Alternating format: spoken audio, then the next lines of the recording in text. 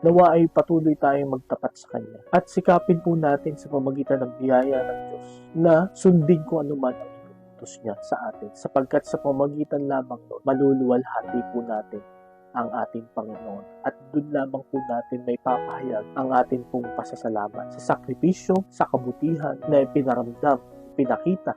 at ibinigay sa atin ng ating pong Panginoon. Sa panahon po ng pagsubok, sa panahon ng pangamba, sa panahon ng krisis, katulad po ng naranasan ng Panginoong Jesucristo na ito, nawa huwag nating makalimutan na sa Diyos lang tumawag.